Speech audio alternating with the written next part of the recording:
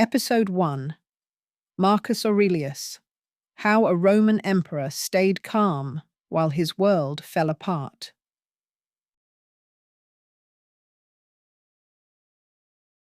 In the year 161, a man named Marcus Aurelius became emperor of Rome, inheriting the most powerful position in the known world. If you pictured what that might feel like, you'd probably imagine comfort, endless wealth, absolute authority, a life free from the ordinary struggles everyone else had to deal with. His actual reign looked almost nothing like that.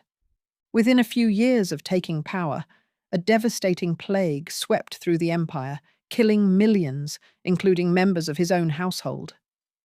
A war broke out along the northern frontier that would drag on for most of his life, forcing him to spend years away from Rome, commanding troops in freezing, hostile territory he never wanted to be in.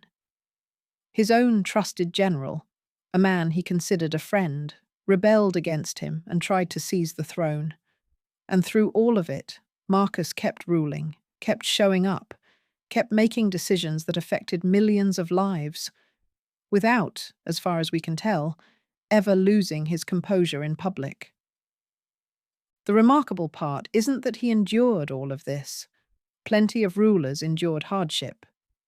What makes Marcus Aurelius different is that we know exactly how he did it, because he wrote it down, not for an audience, not for historians, but for himself.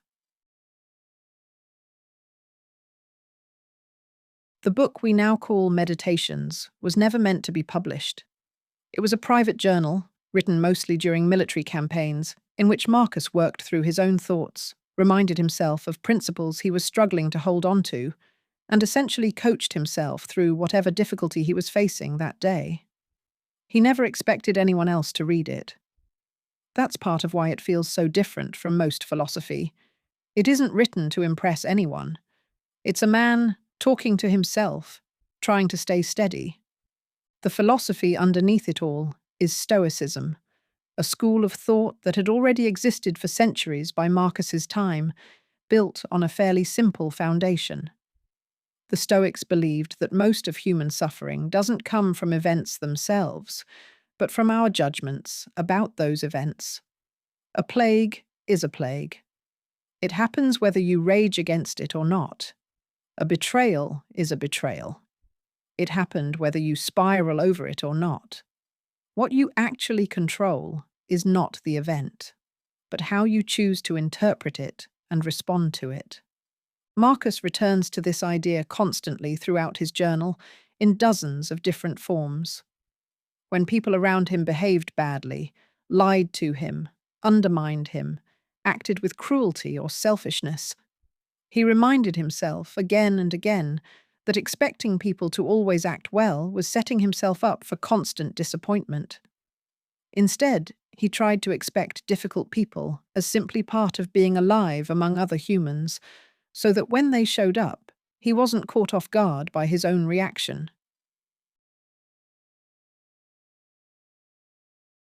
He applied the same thinking to loss and death.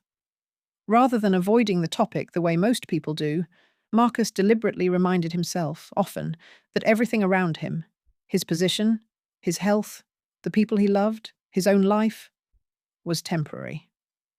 Not to make himself miserable, but to stop him from being blindsided when any of it eventually changed or ended, and to make him appreciate what he had while he still had it.